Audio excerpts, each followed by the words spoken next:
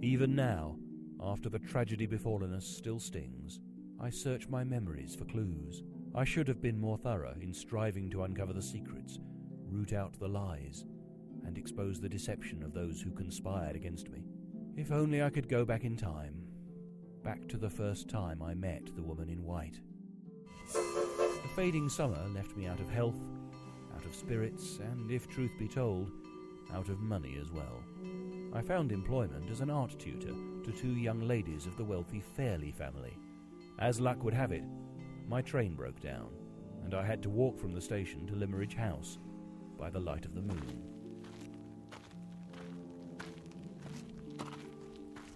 Is that the way to London? Oh! I'm sorry. I didn't mean to frighten you. I need to know. You don't suspect me of any wrong, do you? Of course not. The hour is late, and it may be difficult to travel there by cab. And where are you headed? Away from London? North to Cumberland, to Limmeridge House. Your son's very happy at Limmeridge House. Do you know a baronet?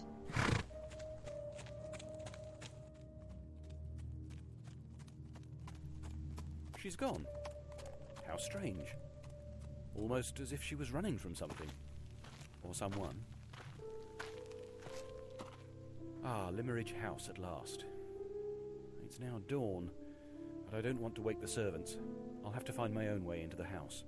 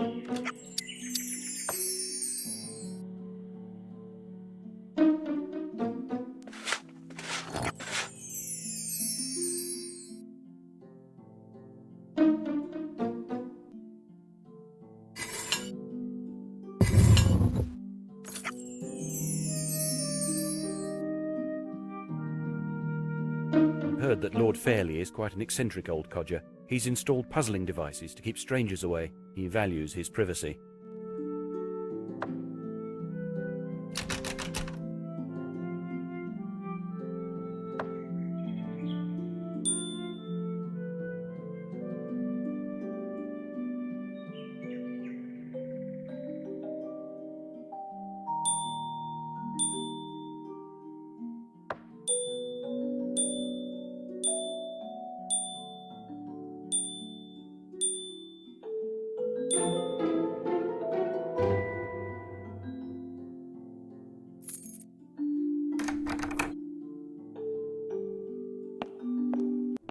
Hello, you must be Walter, our art tutor. We've been expecting you.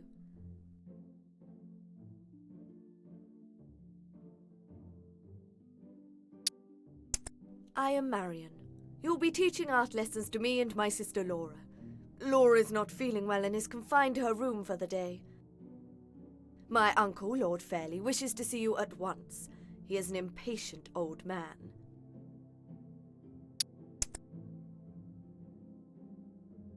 I've no idea, Mr. Hartright. I have to travel to London this morning, but I will search through my late mother's letters this afternoon to see if we can find anything. I'm sorry to leave you so suddenly. Please feel at home. You'll find door keys lying about. My uncle resides in the study. I'm so glad you're finally here. Pesca has told us so much about you.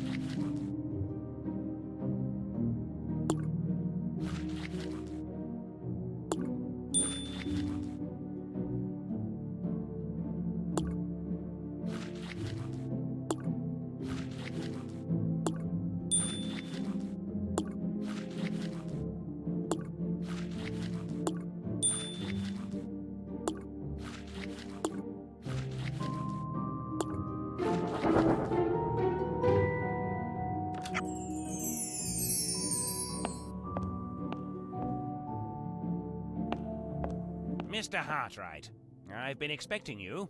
What the devil took you so long? I trust you completed the restoration of my St. Catherine painting, one of Raphael's finest.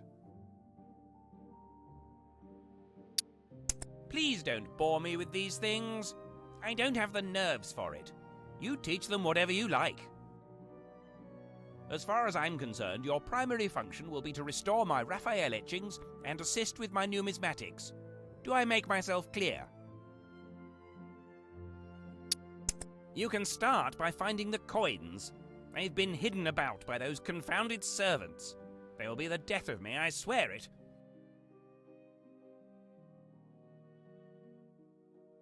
Once you locate the coins, you must sort them out by weight. That is all. I have no more patience for this. My head hurts and I'm late for my bath.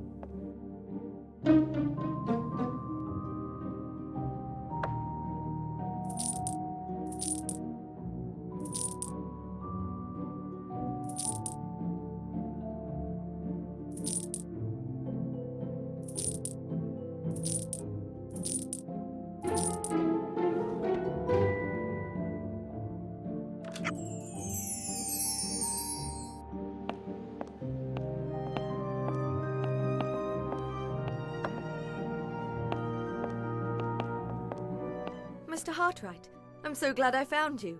Laura and I looked through our mother's letters to search for mention of this mysterious woman in white. Many years ago, our mother sent a letter to Laura's father when he was away. You see, Laura and I do not share the same father. That is why I am penniless and Laura is wealthy. My father died a poor man when I was very young, and my mother married Philip Fairley. Then later they had Laura, my younger half-sister. Our mother wrote to Laura's father about a visitor here at Limmeridge. Apparently, she was about the same age as Laura, and our mother remarked that she looked very much like Laura in the shape of her face. Mother was very fond of her. She dressed the young girl in white clothes, and the girl would never take them off. I must have been away at school because I don't remember. Well, that is all we know for now. Good night, Mr. Hartraight.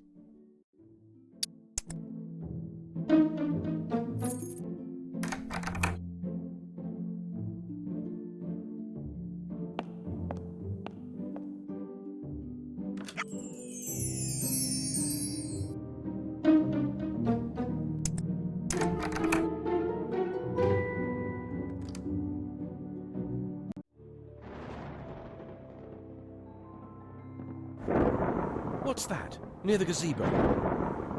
Could that be the woman in white I met on the road? After the storm, I must investigate.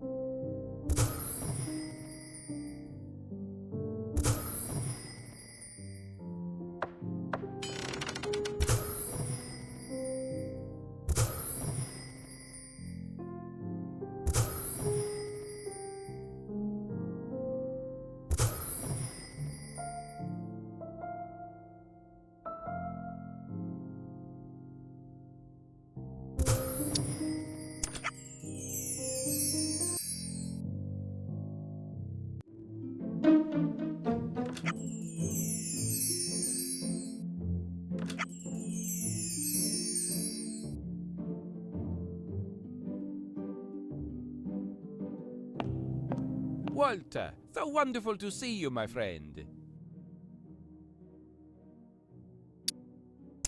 After I left Italy many years ago, you saved my life at the Brighton beach. Don't you remember? It is I who am indebted to you. Since you're keeping the ladies busy with their first art lesson, I have the day off from teaching them languages. So I've decided to try my hand at the sport of fishing.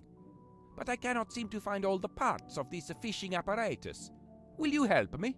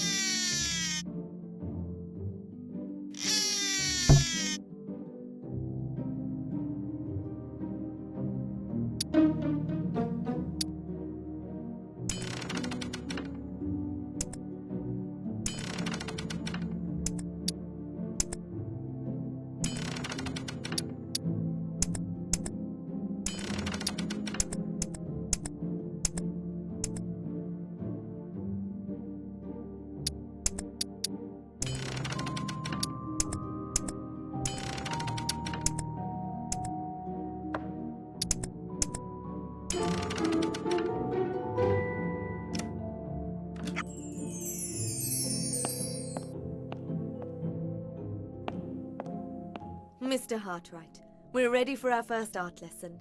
Let me introduce you to my sister, Laura.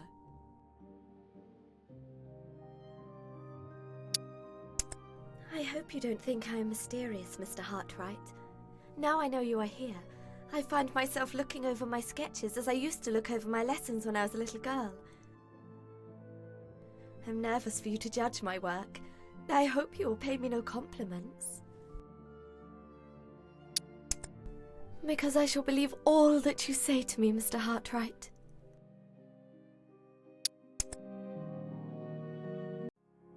The weeks that followed were some of the happiest of my life. The kind and infectious spirits of Laura and Marion drew me into their world, a world so different than the life of a simple art tutor. I had always prided myself on my ability to remain removed from my students, but Laura fairly captured my heart. Though I could not make my feelings known, I fell hopelessly in love.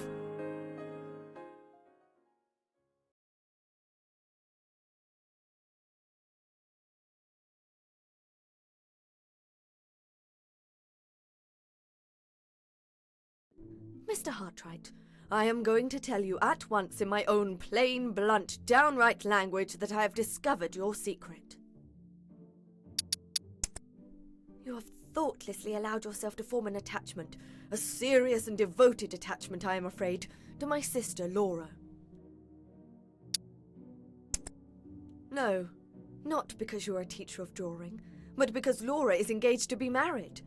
Laura's fiancé, Sir Percival Glyde, will be arriving soon. You must prepare yourself to leave us, Mr. Hartraight. However, I do want to solve this mystery concerning the woman in white. I've been watching the maid. I believe she may have some information concerning this mysterious woman.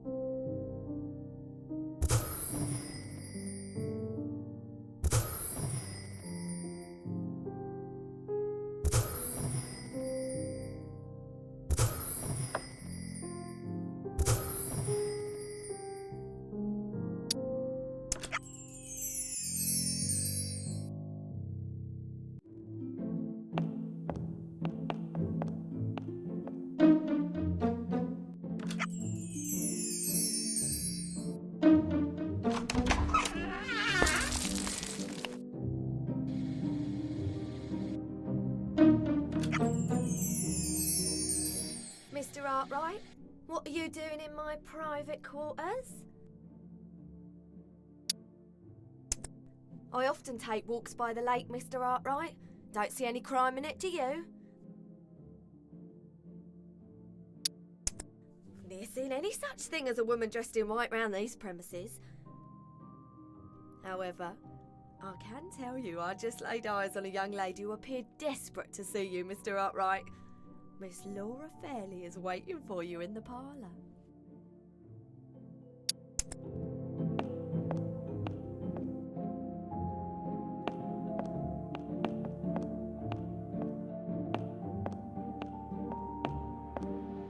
Walter, I don't know how to say this. On my father's deathbed, I promised that I'd marry Sir Percival Glyde. I made a solemn oath that I'd become his wife. Yes, I must. But Walter, I saw the woman in white outside, near the churchyard.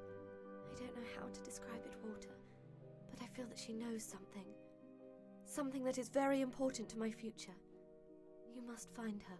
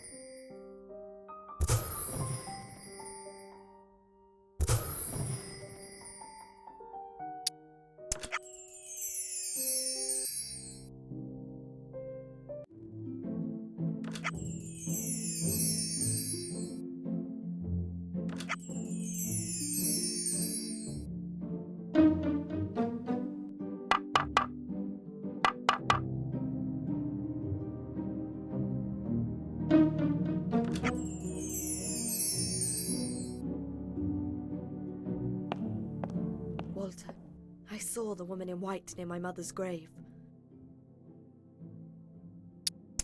Through those doors. Yes, Walter. Call it women's intuition. Laura and I both feel this poor creature from our past is somehow linked to our future.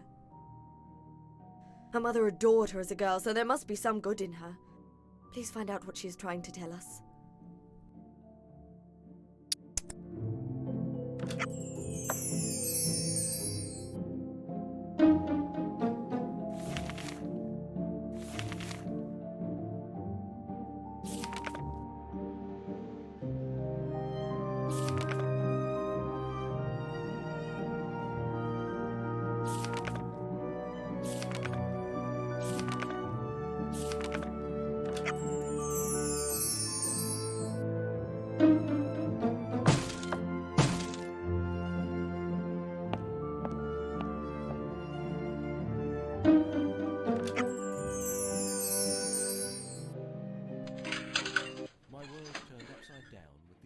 Sir Percival Glyde, the man Laura agreed to marry at the dying request of her late father. From all appearances, Sir Percival was a far more worthy mate than I. A baronet. Surely Laura would live a happy, full life with him. Yet the note left by Anne, the woman in white, she warned Laura not to marry Percival because of some deep, dark secret. What is his secret? Is Laura in danger?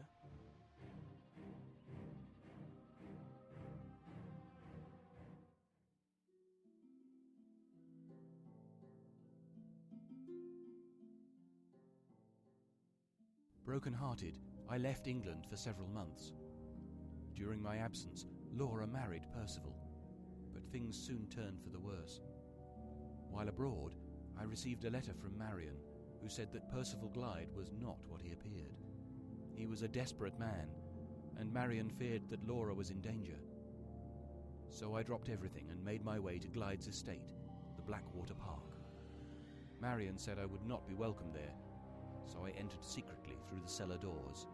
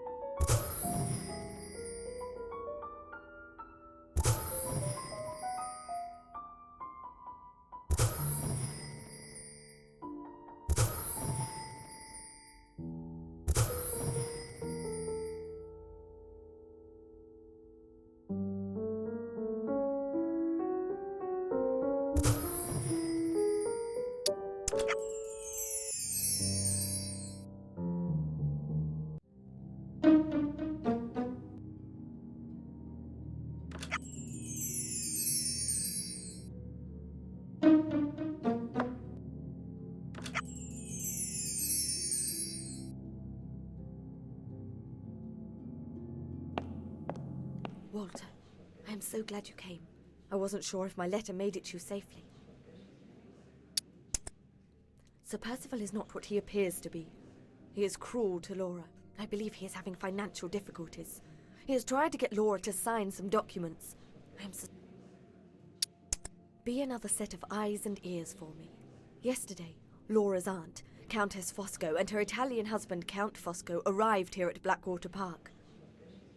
The Count is very charming and kind to animals. He seems to be friends with Percival. He might help us. And Anne Catherick, the woman in white, she is here. I've seen her. What's that? Someone is coming. I must go.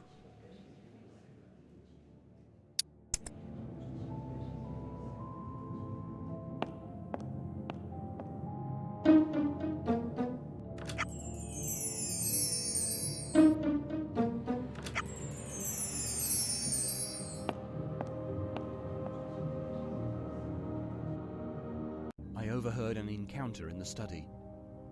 It seems Sir Percival is intent on Laura signing some very important papers, but she is unwilling without knowing what she is signing. Marian is trying her best to be civil, but then Count Fosco intervenes. He tells Sir Percival that it is not fair to ask Lady Glyde to sign any document without knowing the nature of the contract. Sir Percival gathered up the papers and threw them in the fire. As his footsteps approached, I made my exit.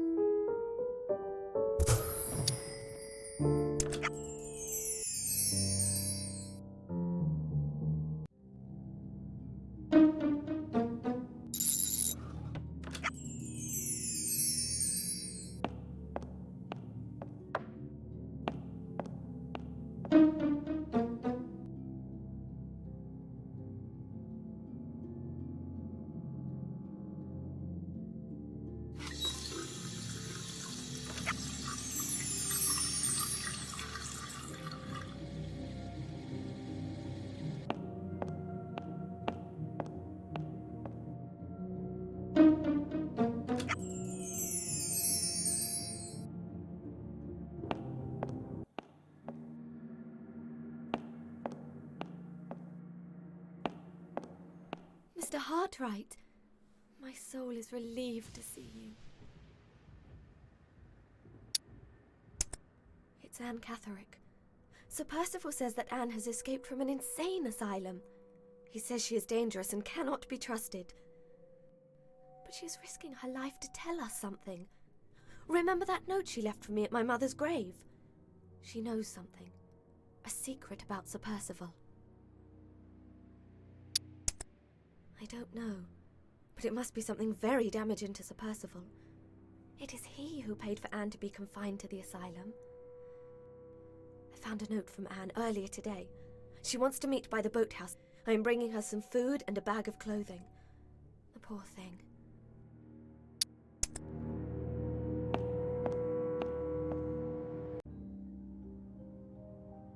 That night, Laura and Marian waited for Anne to meet them at the boathouse. Laura brought some of her own clothes for Anne to wear. Anne told them that she knew Sir Percival's secret, but before she uttered the details, we all heard the sound of dogs barking. Suddenly, Glyde and Fosco appeared and captured her. Poor Anne was going back to the asylum, and we were unable to save her.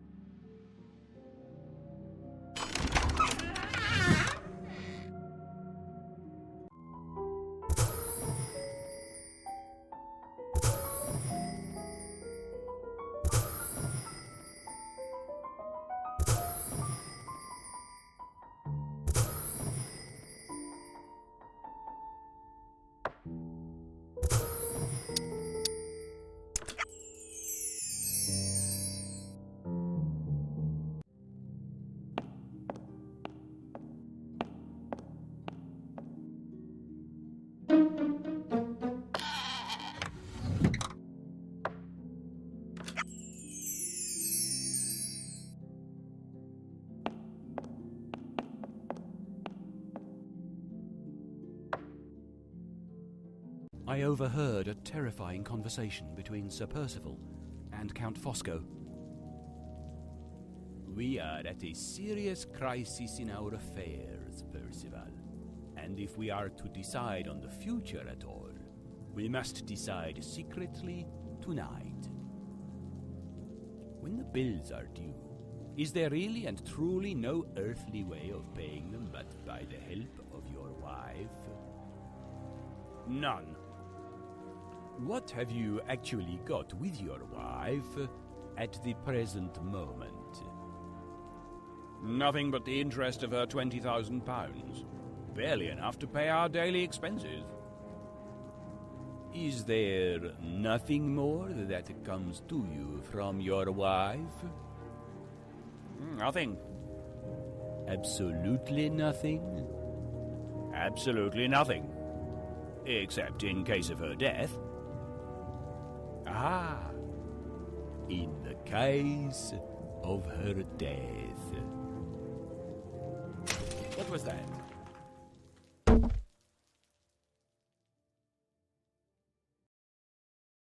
Walter, wake up. We've both been sleeping for days. Someone drugged us, and you've got a nasty bump on your head. We both know that Glyde and Fosco are up to no good. I've searched around Blackwater. I can't find anyone. I don't know, but we must leave this place. I have the most awful feeling that something has gone wrong. Very wrong.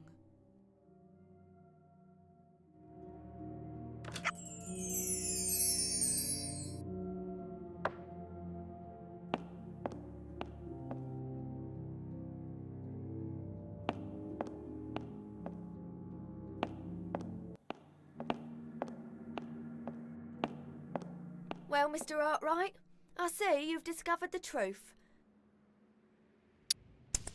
Look for yourself on this freshly dug grave. Lady Glyde is dead. Turns out she had a weak heart, or so they say. All I know is my Percival says he'll buy me an house now. All of his money and troubles have melted away, what with the inheritance and all. But you better run, Mr. Arkwright. The dogs might catch your scent. Walter, what do we do now? But Anne is locked away. There are at least 50 asylums in all of England. How do we know which one? Ah, yes. You think that might be a passageway?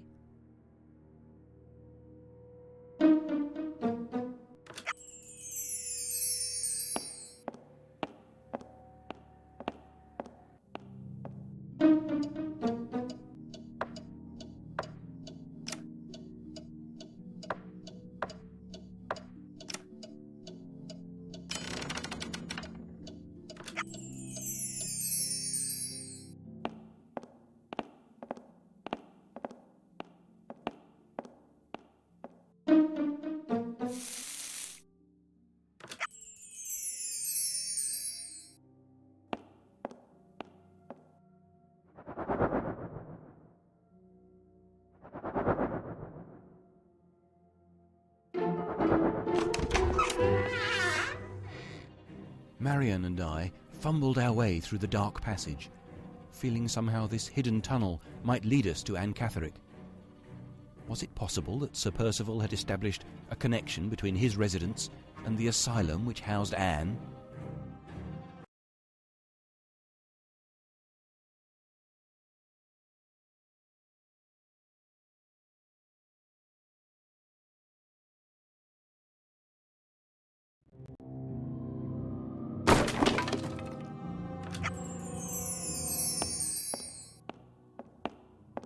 Hey, stop right there.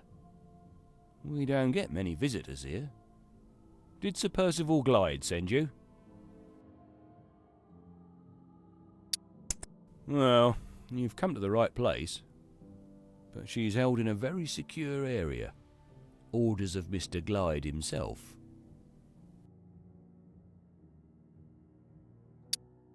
Well, if Sir Percival sent you, then you'll know the code to navigate through this place. If you don't know the code, well, good luck.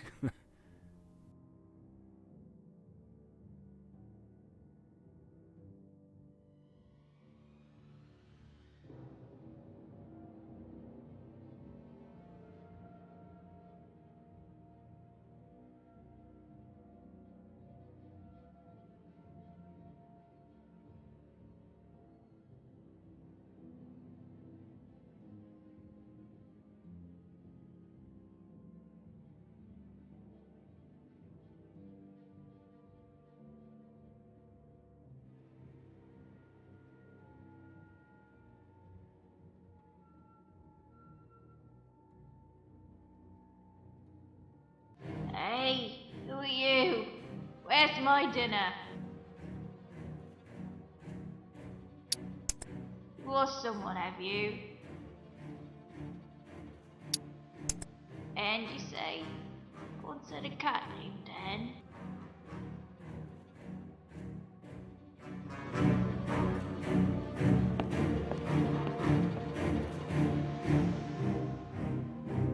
Hello, I've been expecting you. Won't you come in? No, yes, but she doesn't like to be called Anne. She prefers Laura. Am I the one who's confused?